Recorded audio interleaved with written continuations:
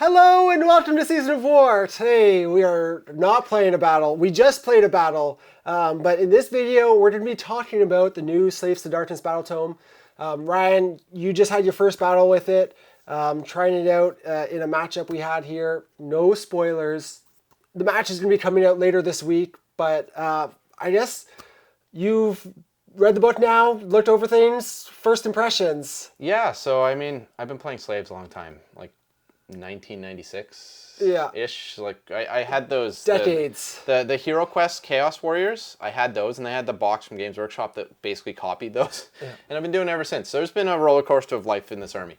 My first impression of the book is way stronger. Yeah. From an external balance point of view, like unquestionably, the top builds of this are just miles ahead of the old one, and it completely eliminates the whole BS of all your power is tied into a few 5-wound heroes that just die on turn one, because everybody knows all your power is in a few 5-wound heroes that are going to buff you. So that's gone now. It's all mostly passive buffs. I feel like it's an army that can spread out, doesn't have to Death Star, and doesn't lose everything the second your heroes die. All very big wins. Always a big weakness too. Yeah. Like the last few editions of Slaves have been really frustrating because, I mean, you're usually my opponent on it. How often do my heroes even make it to turn 3? Like, you're just like, all right, public enemy number 1, 2, and 3. Well, when you know the army, it's easier to, if you have the tools, you can pick it apart by going for the heroes. And there's really nothing you can do to protect them in Age of Sigmar. So it was tough. And that's all gone now. You can snipe my heroes all day. I'll still be sad that the heroes are dead, but the units are still strong. Yeah, less critical. Yeah. So that's the upside. The downside is I feel like the internal balance of this book is just off right out of the gate. Like, I mean, there are units, Chosen, Chaos Warriors, Vanguard, and Knights. All big winners. There's a few Cultist units that are huge winners. I like the Serpent's Fang. They got +2 attacks, so it's a bajillion mortal wounds when you give them Khorne. Unmade are really exciting. A few other things. But then there's a ton of stuff that just looks like you were never going to see it. I mean, half the units like you were talking about, I've never even seen to begin with on the table. Yeah, I was actually talking with my buddy Daniel, and he was like, "Oh, it's not a big deal that some of this stuff's not as good in Slaves," because the thing he said was like, "Slaves seems very boring to me," and I'm like, "That's because you haven't seen any of the flavor ever in like the history of Age of Sigmar. We have these cool monsters. Has anyone ever seen a Slaughter Brute or a Mutilated Vortex Beast? We've had it on the channel once. Yeah, it's because I brought it to be a meme. Yeah. Did he kill anything? Probably not. No, you killed him before he did anything. Yeah, makes sense. But the big thing is you still won't see them. Don't hold your breath. They all got +2 wounds, and that's it. Actually, I might bring the Slaughter Brute just for fun at some point, but not because it's good. So so they're rough. I mean, Marauders they got just absolutely trashed. I can't see a reason to ever put a Marauder on the field ever again, which is really unfortunate.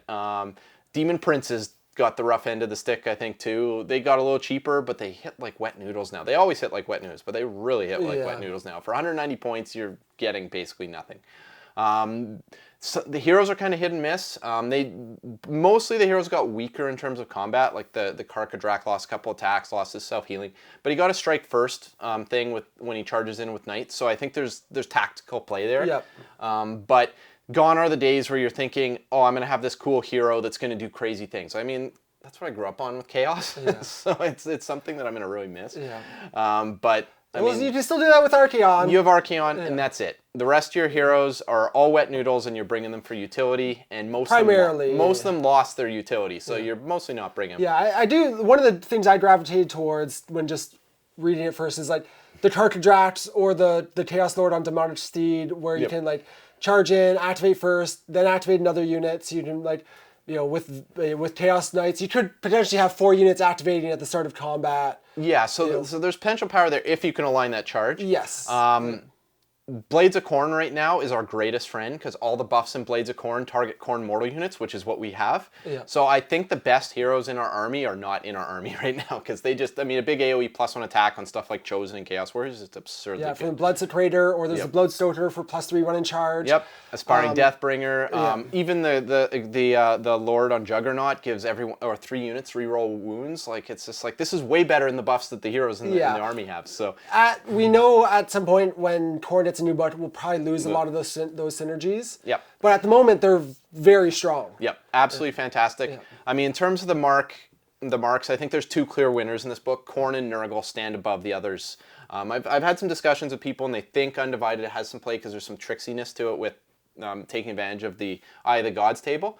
But Tzeentch and Slaanesh just feel like lost causes. Very much, they feel like the bottom two. Yeah, like Tzeentch. Like Nurgle and Khorne feel far and away the strongest marks. Yeah, Nurgle and Khorne are fantastic, and not only is their passive buff the best, they also got the best ensorcel banners, so it's like double dipping. Yeah. And they're also the most generic. I think one of the things that Tzeentch struggles with, like their ensorcel banner gives a 4-up ward versus shooting, which in some matchups that's fantastic. Yeah. Other matchups, it's useless, doesn't do anything. Very situational. Yeah. Whereas with Banner of Rage, it's just +1 a wound. When do you not want +1 a wound? That's just always good, and it's always solid.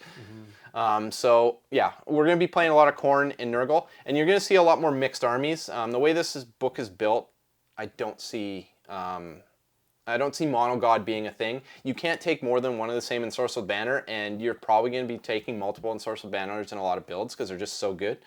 So you got to go multi-god. Yeah. That's how Slaves is now. It's a multi-god army, and you just got to think about it that way. Tough for me because my army's all painted blue, but they're all blue, but no marks as Tzeentch at this point. So. Yeah. Well, it always comes and goes. So we've kind of given a good overview of some of like your thoughts and whatnot. Early thoughts. Noteworthy that still lots of testing and practice to do to explore the book. I guess we talked about some of the winners and losers, but what would be your probably like your favorite war scrolls or what got the big glow ups this book?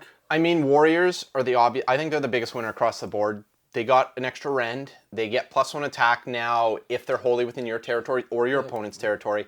And they got a +1 save. I mean, they used to have +1 save, like sort of if you have a lot of models and whatnot. But now it's just 3-up save, straight up. They went up in points by 20 points, but they're just way better. And now they're getting the passive benefit of the mark. So they're just, I don't know. I don't think anything else comes close in terms of how much they've risen up. They're just, I mean, in all the test games I've played, it's like at the end of the game, win or lose, the Warriors are in the middle of the battlefield still just not dying. Yeah. They don't hit very hard, and they're going to hit less hard when we lose Galley Vets because we'll have to go to Halberds. Yeah, so they're definitely not good fighters, even once you buff them up. I mean, -1 Ren's nice, but they're not volume attacks. It's not a hammer. No, but it is one of the best anvils in the game, especially paired with the 4-up rally, which is just absurd. Yeah, nice. So that's number 1 for sure. Number 2, I think I'm starting to lean towards Splintered Fang. So they kind of weren't on anyone's radar before because they were 1 attack each. Except for Carl's. Carl had like 60 of them. Oh, did he really? Yeah, I forgot. We talked about it before. I forgot. Okay, so some people like them. But they were 1 attack each, 4s and 4s, and they do mortals on 6s. In the new book, they're 3 attacks each, 4s and 2s, mortals on 6s. They can get Mark of Khorne, so that's another attack on the charge. Get that Blood Secretor we mentioned near them. Yeah. Another attack.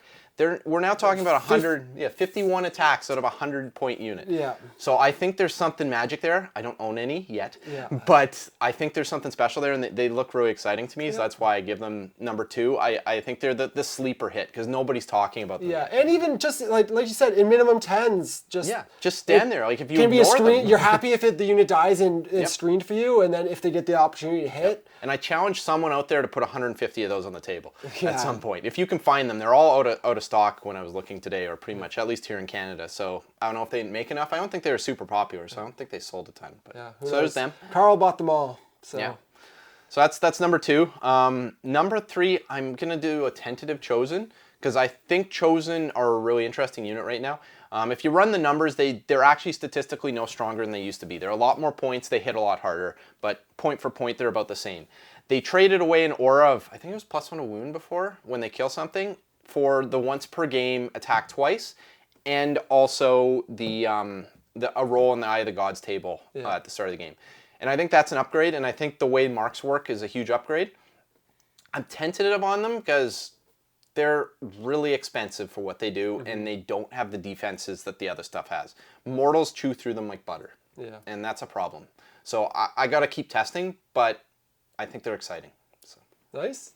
Awesome. Well, I guess the only one I would add is, unsurprisingly probably, I'm a big fan of the Varangard. They got a bit of a glow up with kind of more consistent damage output without relying on external forces. So I'm pumped for that. Again, you've heard me talking. I'm excited to get more on the table soon. But yeah, so they got to glow up, and specifically looking at some of the sub-factions, I think there's 2 standouts. One, Knights of the Empty Throne gives the Varangard a 5-up rally. Yep. The other big one that you played in the first match was Host of the Everchosen. Yep, which I think is, I mean, 4-up rally on Chosen and Chaos Warriors is just ridiculous. And extra Ensorcel Banner is good. So I think those are definitely the standouts. I've seen some people talking about Cabalist as kind of a lone number 3. You don't have a ton of good spells to cast, but really reliably in Cabalist. But yeah, the others are kind of a miss, I think. And unfortunately, Legion of the Everchosen, not Legion, Legion of the First Prince got ruined. Well, it's no longer its own separate faction. It's now a sub-faction in Slaves. I think it makes more sense to be that. Most people didn't even understand where to find the rules. I agree. It probably makes more sense. I just feel bad for all the people with mixed demon armies now, where it's like there's no way to play your army. Yeah, that's not a thing. The army is definitely changed. Yeah, you take a few demons, and I don't even know if you'd want to, because like you're losing your faction bonuses. It feels rough. I feel bad for those players. It's a rough time. Legion players, yeah. Yeah. So, but overall, yeah, positive. Well, Ryan, great to get your thoughts. We're going to just make this a quick video, wrap it up there. Wanted to do this as a bit more of an overview, some general stuff. There are going to be amazing content creators out there doing deeper book reviews, so definitely go check those out for a deeper look at all the individual war scrolls and different options in there. But wanted to give everyone a general overview of kind of what to expect with the new book. Yeah. And yeah, stay tuned. You're going to see a couple games on the channel this week. One available on Monday for everyone, and then our YouTube members will get a second Slaves Battle Report later in the week. So definitely stay tuned. Thank you for watching, and we'll see you soon in another video.